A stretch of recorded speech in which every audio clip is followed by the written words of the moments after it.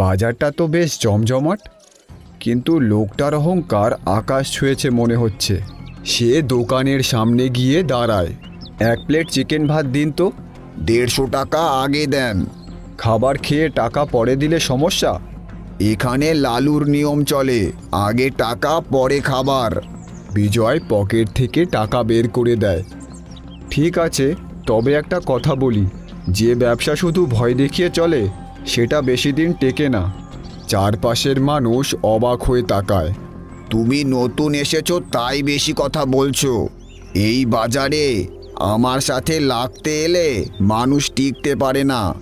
দেখা যাবে। লালু রাগে ফুঁসতে থাকে।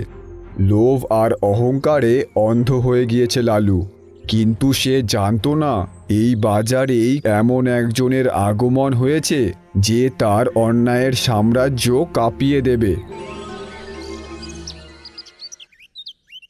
হে ভগবান, আমি কোথায় যাই, কি করি?